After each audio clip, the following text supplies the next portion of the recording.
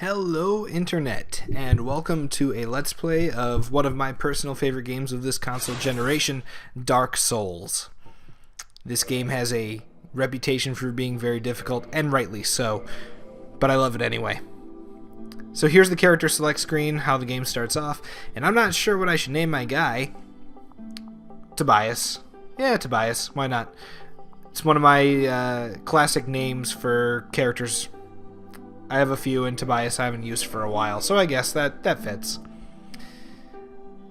For your class selection, it really doesn't matter in the long run, because you can make your stats go any which way you want as you level up, so you can become whatever else on the list that you would like to play as.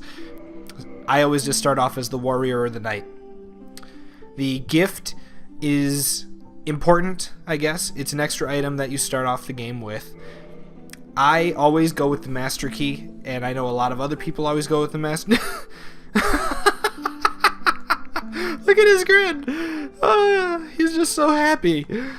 Look at him. Okay, anyway, I always recommend the master key. I've never looked at any of those faces before. I always just pick the top one so I can continue on and get into the game. And the reason why I recommend the master key, going back to that conversation, is because all of the other items are consumables, and once you use them, you don't have them anymore. There are 2 rings in there as well, which the 2 rings and the master key you keep throughout the entirety of the game, but the master key is more useful than the rings are. In the age of ancients, And I'll try to shut up during this. Shrouded by fog, a land of grey crags, arch trees, and everlasting dragons.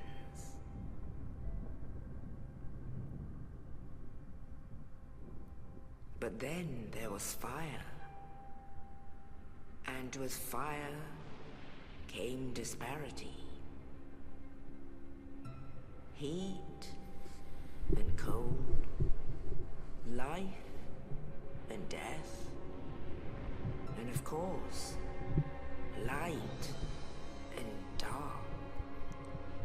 I will take as many steps as possible to explain the lore of the game as it progresses. Then from the dark they came, But it is presented in a rather cryptic found way. the souls of lords within So if you're confused watching this, don't worry.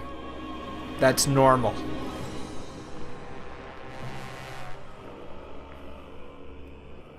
Nito, the first of the dead.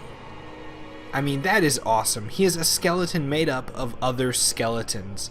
That is cool. That's a cool, unique design. I love that. The daughters of chaos.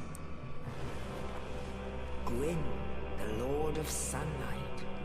And there's Gwyn being a badass, and there are all of his knights, his awesome knights.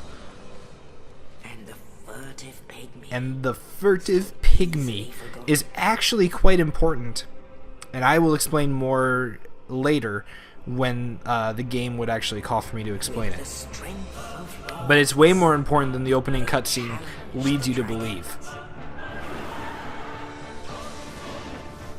Gwyn's mighty bullets peeled apart their stone skins. The witches weaved great firestorms.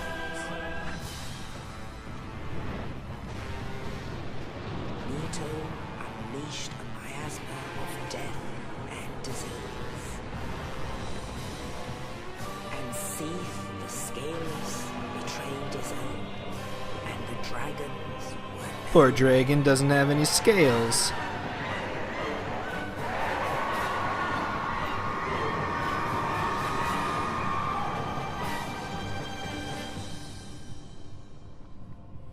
Thus began the Age of Fire.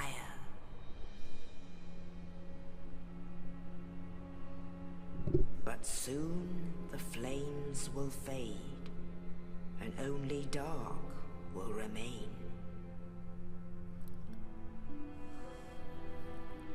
Now there's a woman here, Even and now, I cannot remember her name for the life of me. a man sees no But light, but only endless nights. she does something interesting here. And amongst the living are seen carriers of the accursed dark sign. So, her hand was going over that undead's face, and the narrator mentions the accursed dark sign, which the undead are branded with. However, the cutscene makes it really unclear whether she was putting the dark sign on the undead or whether that just appeared there and it wasn't because of her. It's a little bit unclear, and it's kind of cool. I don't know if a decision has been made by the community one way or another on that one, but I know that there's some discussion about it. Yes, indeed. The dark sign brands the undead.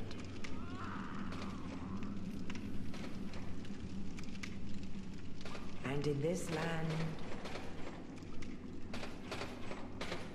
the undead are corralled and led to the north.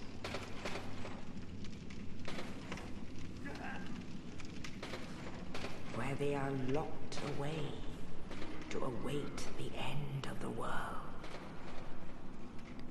Now, I'm not sure why they do that to the undead. I'm not sure why they're corralled to the north.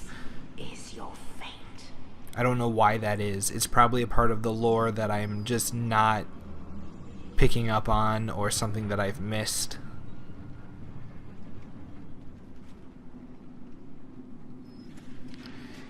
And that is Tobias, our amazing knight right there in the corner, and he does not look good.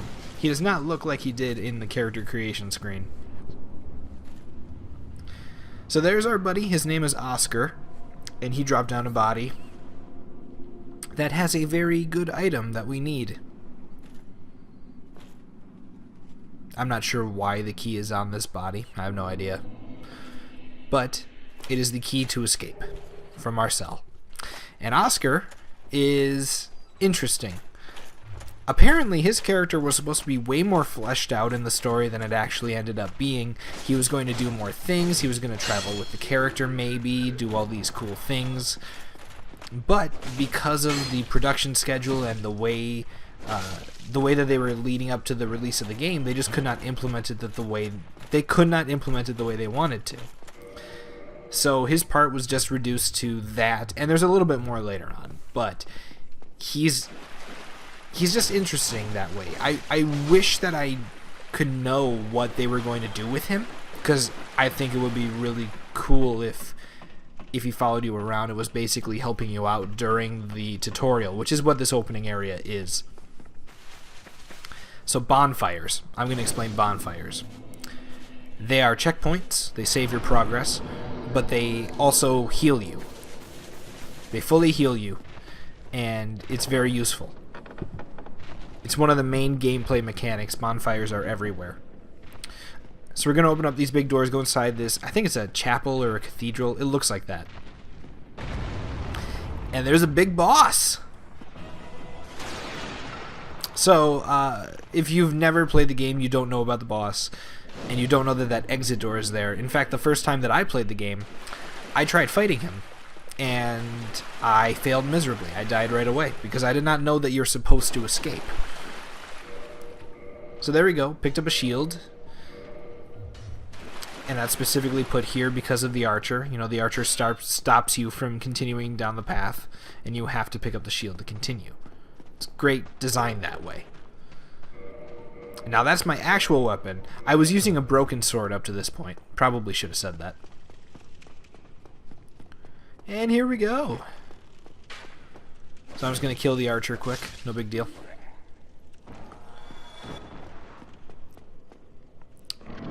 And we're going to pass through this fog wall to continue forward.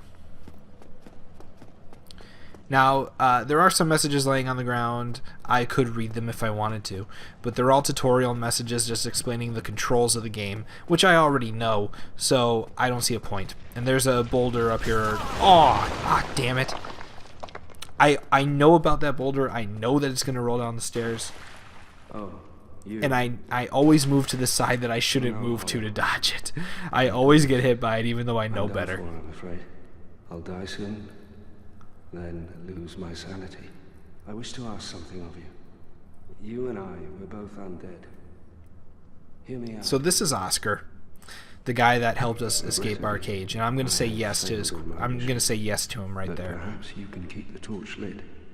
There is an old saying in my family. So that hole in the ceiling right Thou there, who art undead that is where he came from. He fell through that hole, laying where he is now on his deathbed. pilgrimage to the land of ancient And lords. it's When thou ringest the just bell, assumed. You're just supposed to assume that the big demon that we fought, now you know.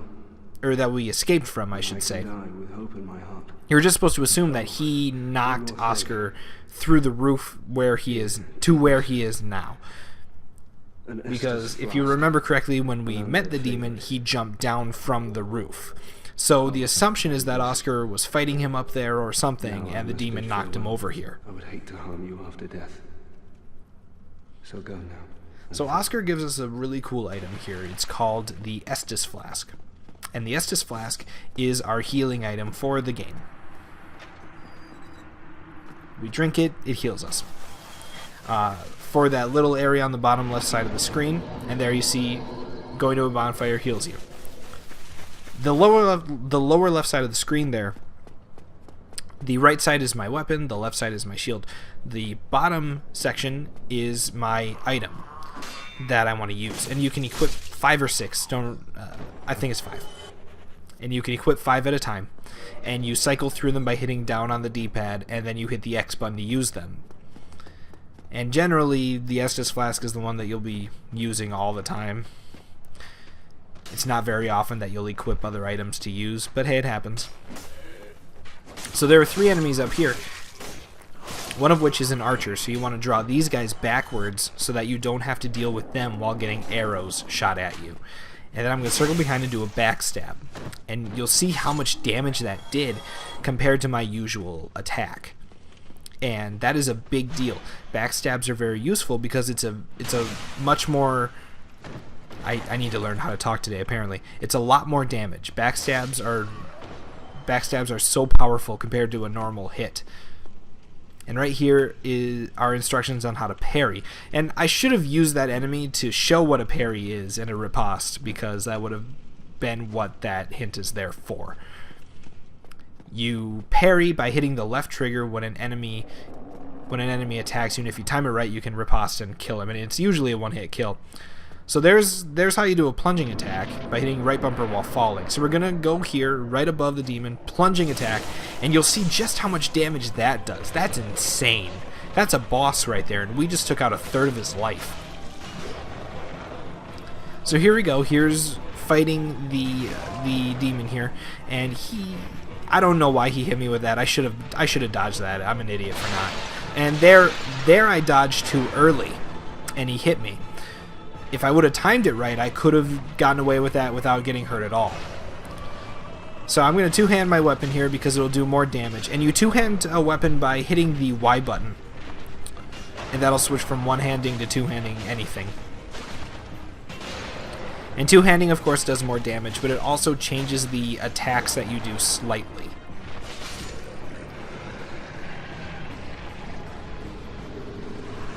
So there we go. We defeated him. And I'm gonna do I'll do a bow. Yeah, I'll do a bow. And we also got humanity aside from a key to get out. Now, humanity is one of those things that's part of the lore of the game that I can explain to you now. So the furtive pygmy is sort of responsible for all of the humanity. The furtive pygmy from the opening cinematic was the ancestor of humans, essentially. And humanity also comes from him. I assume it's a him.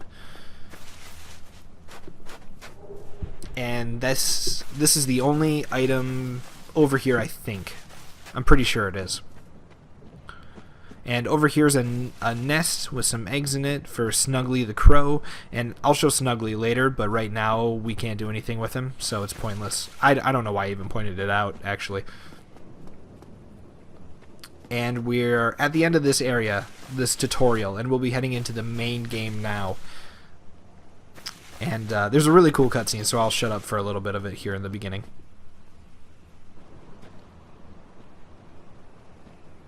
Only in the ancient legends it is stated that one day an undead shall be chosen.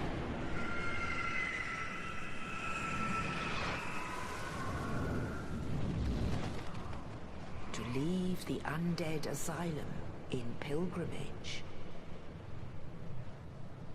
to the land of the ancient lords. Lordran.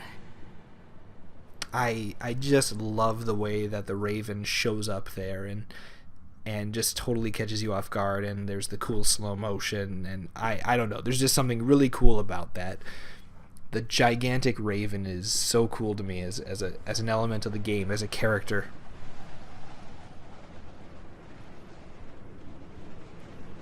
So the Ravens is basically going to drop us here, and this is going to be our main hub part of the game. We'll come back to this place many, many, many times on our journey.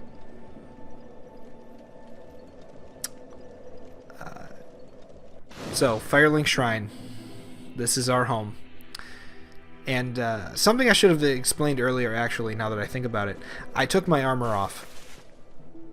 I took off my helmet, I took off my gloves, and I took off my main set of armor, my chest piece. And the reason I did that is because I would have been a lot slower moving around. And that's important to me. I want to be faster than that armor would have allowed me to be as of this moment in the game. In the long run, though, that armor, even though it's a base set of armor that you can have from the get-go, if you level it up, if you upgrade it, I should say, if you upgrade that armor, it can actually be one of the better armor sets in the entire game. But in the beginning, I don't have the stats to be able to move that quickly in it, which is why I got rid of most of it. Unlike most games, like for instance, Elder Scrolls or Fallout, if you're wearing a lot of armor, not a lot of armor, if you're carrying a lot of things, you still move the same. It's only when you go over your equipment load, and there's some humanity right there to pick up.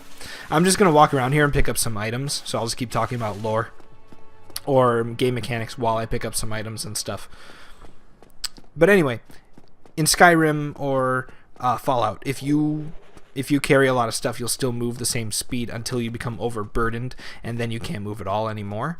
But you generally don't worry about what you're carrying because it's not going to slow you down. In Dark Souls, you have to worry about what you're carrying because whatever you're wearing and holding on, you will slow you down the more you have until you move incredibly slowly. But there are varying levels of quickness that you will have as you gain items and equip them to your person. I have requested that we retain our distance, but I also want you to know that it is not meant in ill will. So this is Petrus, and Petrus is a pretty cool guy. He's going to give us this copper coin here, and it's just a sign of peace. I think there's a way to use it, but I can't remember off the top of my head what it is or what you can do with it. So what if I were to teach you some miracles? So he's going to offer us Very well. to learn miracles from him, join his covenant. I don't remember the game doing this originally where you're already a member of it. I don't remember that from the last time I played. But apparently, just by talking to him like this, we're already a member. I don't know. So you can learn miracles from him, and you can learn a gesture like that. And some NPCs do that where you learn a new gesture that you can use. And I generally only use those for PvP. I know most people generally only use those for PvP. But you can also use those for co-op if you decide to do that.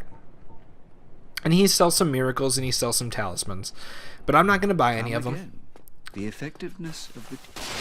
I will, however, break these pots because I like the sound effect it makes, and I like just how easy it is, and when you break it up, how all of the pieces just go flying. I don't know. I think it's kind of funny. So, miracles. Since he mentioned them, I'll explain them a little more. Miracles are determined by a stat called faith, and you can decide to increase your faith when you level up. I generally don't, because I don't ever use any miracles. But you need faith to use them. And down here's a little secret area. There are some homeward bones, which teleport you to the last bonfire you rested at. And here in that chest there's a Morningstar and a Talisman. And that's why I didn't buy one from Petrus, because I knew that I would find one in a chest down here. And I also picked up some cracked red eye orbs. That's used for PvP. And Lloyd's talismans are there. And those are also, well, I think you can use them in non-PvP circumstances, but I think they're useless if you do that. Like, their only real use is in PvP. So we're going to walk back to the bonfire now, because by going, I fell into the graveyard there. And that spawned some skeletons. So I'm going to go back and rest at the bonfire. Now, resting at a bonfire, aside from healing you, like I explained earlier, it'll do other things. It has other mechanics. And I can explain those later when it's easier for me to show what those mechanics are. But there's a little secret area over here. The game is full of little nooks and crannies like this, and it really rewards you for exploring the environment. That's one thing I like about it. In every single game I play, I explore the environments I'm in. I'm kind of a completionist that way, or maybe it's OCD, I don't know, but I like exploring places and finding all these secret nooks and crannies with all these little items. It's just part of how I play games. So here we go. I think we can go down below. Yeah, I'll show down below. There are a couple of cool things down here. So there's this lady here in these bars in this little cell area. I guess it's kind of like a cell. And she is a firekeeper. She also doesn't talk, so talking to her is pointless because she won't say anything. But firekeepers are really cool. It's a really cool part of the lore, and basically what they are responsible for the bonfire at their location. So the one up above that I've rested at is her responsibility. She is really more than just being the keeper of the fire, though. She is also the personification of that bonfire, if you will. If she dies or if she leaves, the bonfire will no longer work. You cannot use it and you cannot light it. There's no way that you will ever be able to use it again. And that's very interesting to me. And there's probably more about those in the lore. It probably has more implications than that, but that's what I know right now. If I find out anything more about that, I'll probably mention it later. And it's sort of a farming area, because none of these enemies will attack you. However, each one only gives you 20 souls, so it's really pointless to farm this area. You can if you want, I guess. I generally come down here once to grab items, and I kill them all on my first trip, and that's it. How on earth? Well, I shouldn't pry. So this guy's cool. I'm Rickard of Vinheim. I was once an established smith. So Rickard is one of the smiths in the game. I think there's 4. If I'm counting it right, there's 4. And he primarily deals with magic weapons. I generally don't use magic weapons, so I don't ever talk to him after the first time I visit. But he's here, and if you're curious about magic weapons, feel free to use him all you want. I just will never.